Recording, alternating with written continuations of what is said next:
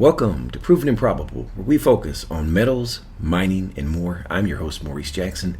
Joining us today is Sam BROOM. He's an investment executive at Sprott Global Resource Investments. And today we will discuss nickel and cobalt propositions for your portfolio. Mr. BROOM, welcome to the show, sir. Maurice, thanks. It's a pleasure to be here.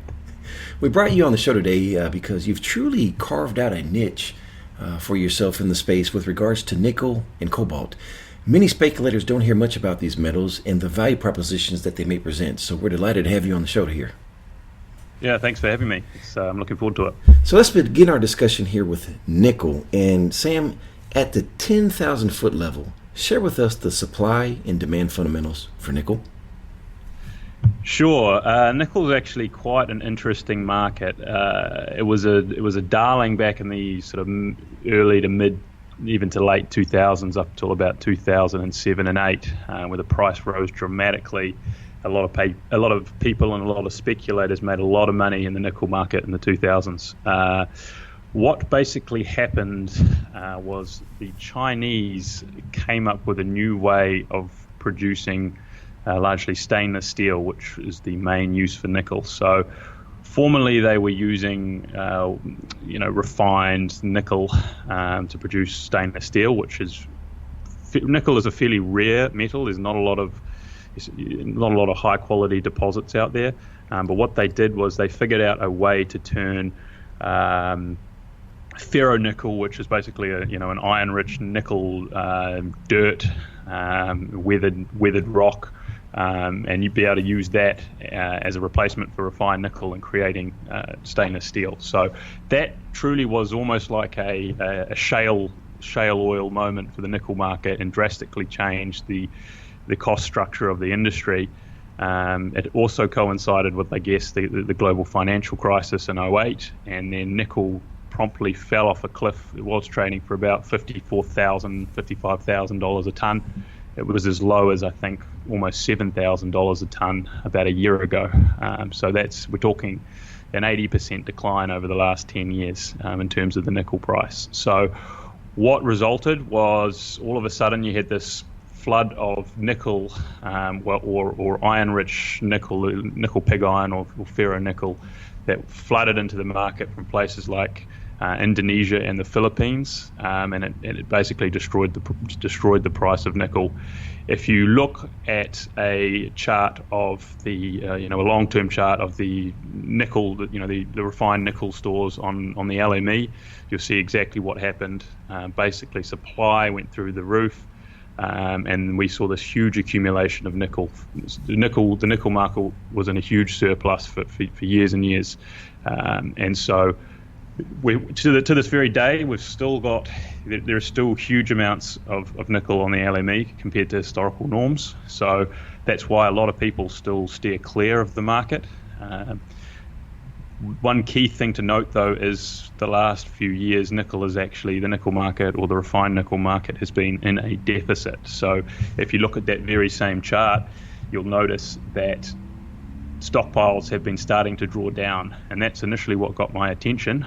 And I think perhaps we'll get to it later, but that's a very key thing for investors and speculators to keep an eye on. And you'll actually the drawdown has actually been in excess of what I was expecting at this point in the cycle. So, clients of mine will know that I've been talking about nickel for the better part of about 6 to 12 months as being a commodity I think could be one of the best performing commodities over the next few years. And so far, it's the tide is turning, and it's actually exceeding my expectations so far. Well, you made two interesting points here. You have a supply deficit and an 80% reduction in price here, and that really prompts, some unique opportunities here for us. Let me ask you this, if I may. Do you foresee a catalyst that will constrain supply in the future or add to the demand? Yeah, so I guess the main driver that I see, moving the nickel price higher is it's a very crucial ingredient in just about every type of lithium-ion battery there are out there. Okay, so if you go and have a look at all the various chemistries, most of them are very nickel-rich. So what we're seeing or just starting to see, I actually think it hasn't even really hit yet, is increased buying from those getting set in the electric vehicle space, where they need to, they don't actually need refined, nickel metal. The EV industry uses nickel sulfate, which is basically a nickel salt, but you can process refined nickel into nickel sulfate. So we're starting to see a little bit of an impact from that. Nickel is also what I would term a kind of a affluent commodity. Stainless steel is obviously something that a increasingly wealthy population consumes in greater quantities as they become more affluent. So global growth, I actually think global growth in places like China and the developing world is driving this nickel drawdown at the moment.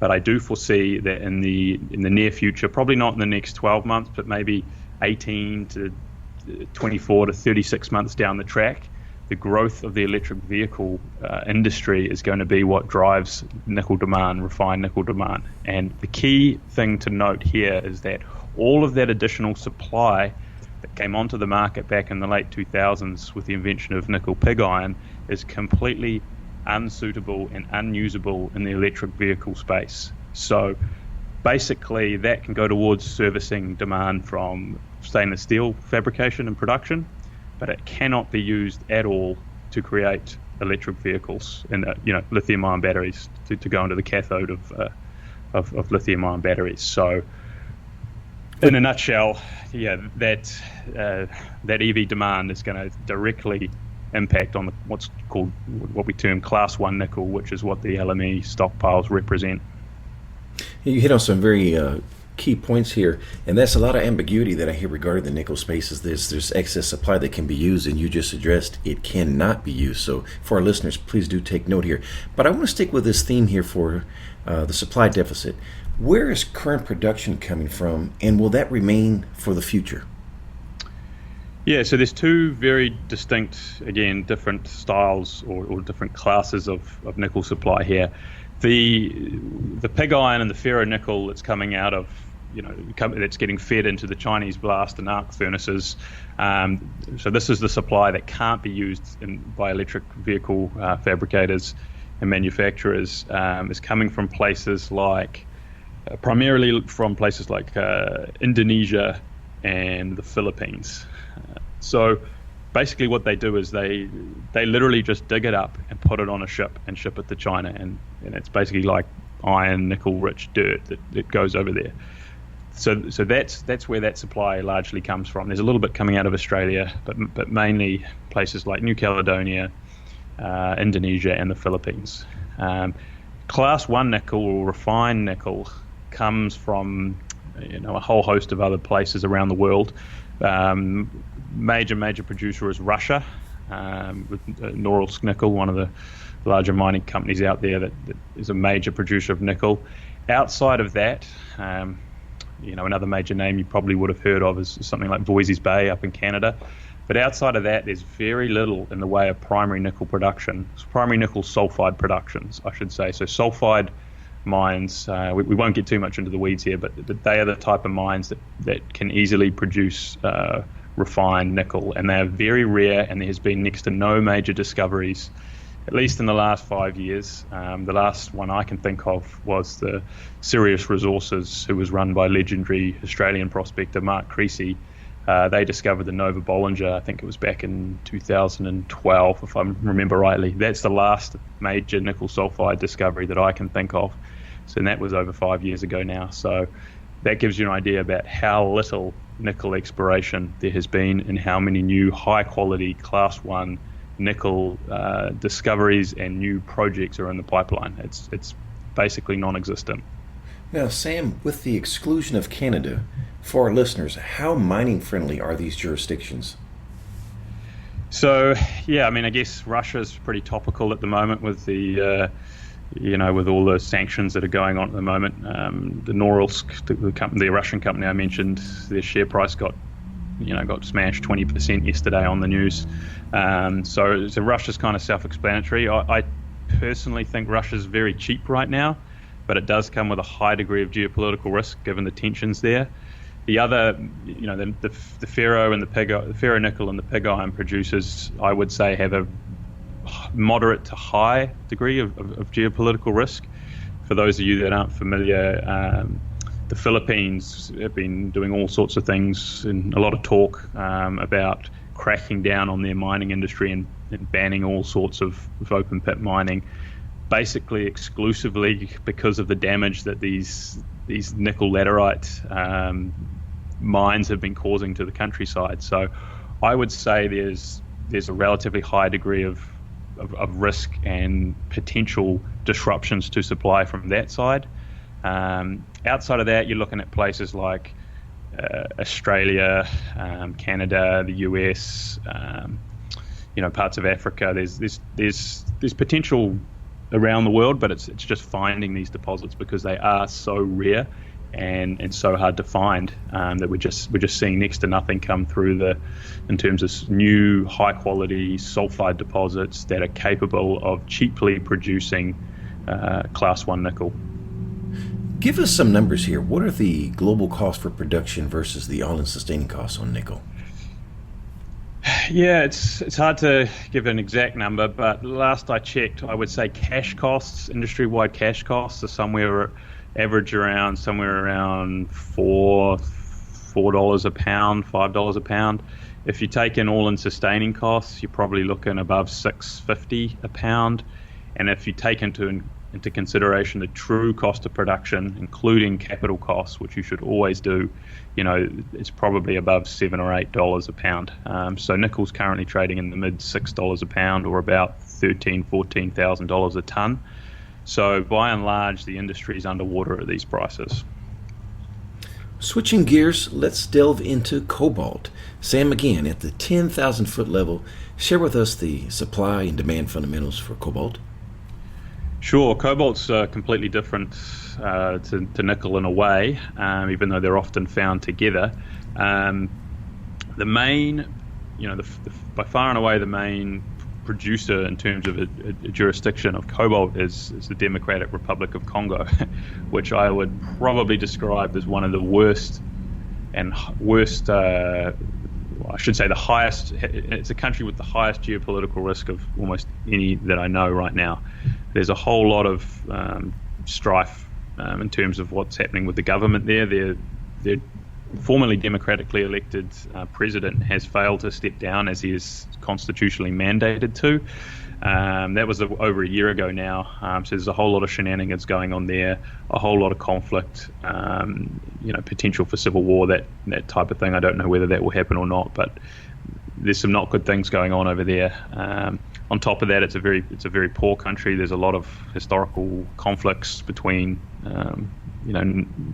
different tribes within the country and things like that. So it's not a very safe place to have one of the key ingredients for electric vehicle, lithium-ion batteries, to 65% of global supply coming from this country. So that's what initially got me interested in cobalt well over a year ago.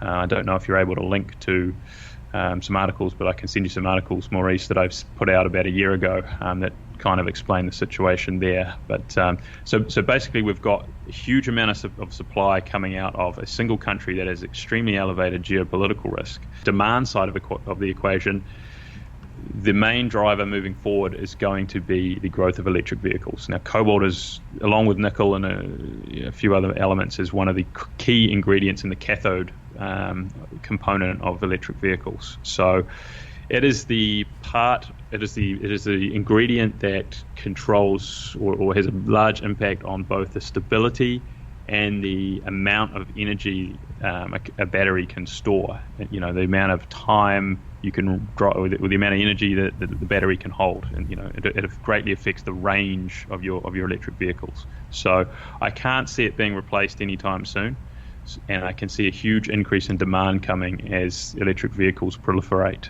So given we've got an extremely highly risky geopolitical supply backdrop with a exceptional growth outlook in terms of demand on the demand side, it's a very interesting proposition. So and obviously the cobalt price has already gone up dramatically in the last sort of 12 to 18 months. So we're already well into the cobalt price re-rate. Well, you've already answered part of my question here. So the current production is coming from the DRC, and as a speculator, your eyes light up when you have this geopolitical turmoil. But let me ask you this: will that change in the future? Do you foresee other production countries coming with a production?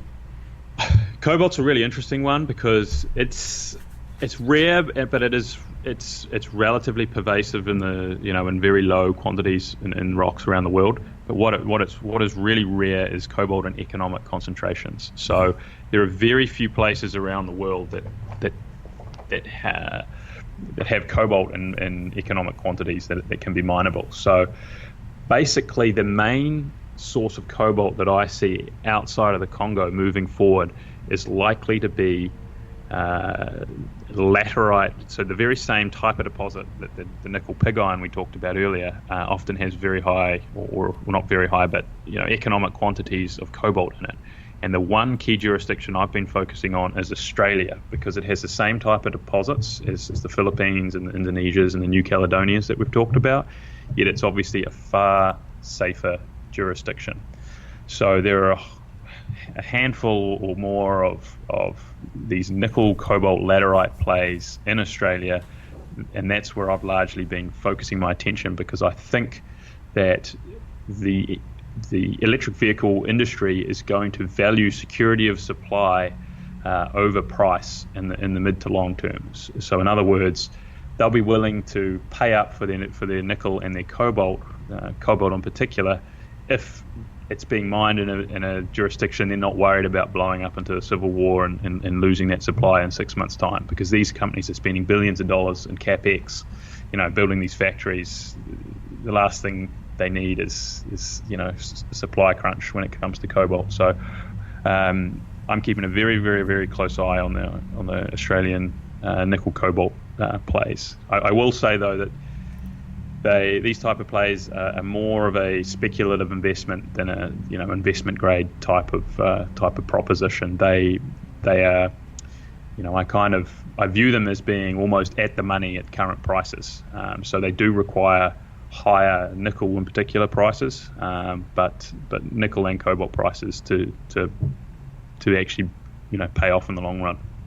Now, Sam, before we leave cobalt here, let me ask you this one final question here, because I asked it about nickel. Talk to us about the global cost for production versus the cash costs and the all-in sustaining cost for cobalt. Sure, it's very hard to say because probably I would say 97% of cobalt is produced as a byproduct. So there isn't really a cost curve out there for nickel that you can examine.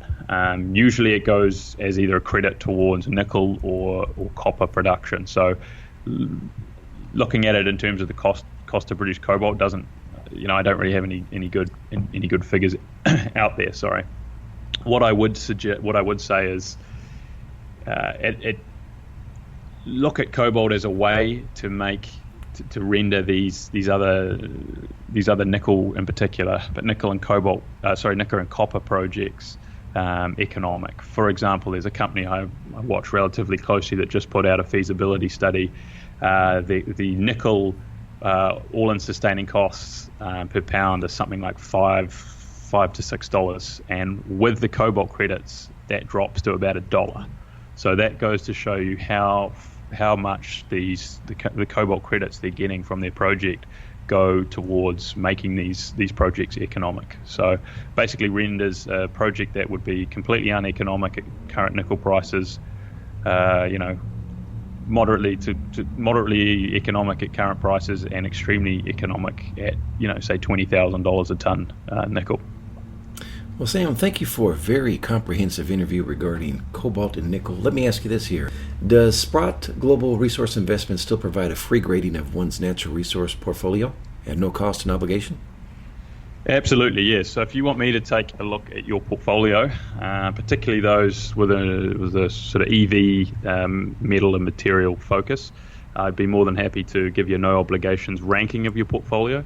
Bear in mind that this is not wouldn't be investment advice or anything, and it'd be a 1 to 10 ranking.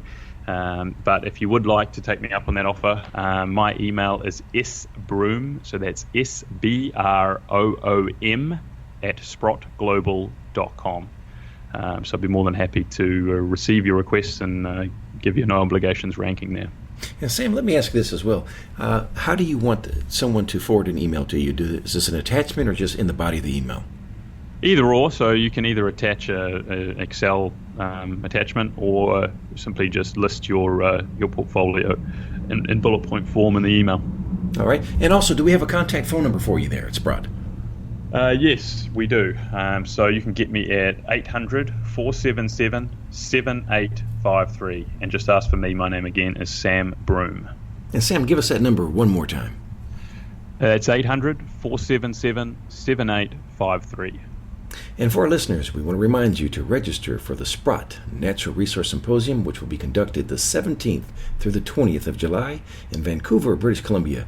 Just click on the registration tab on our website for your tickets. Featured speakers will be Rick Rule, Doug Casey, Jim Rickards, Jim Grant, just to name a few, and we will be present, and we look forward to meeting you. And Sam, let me ask this as well. Will you be in attendance?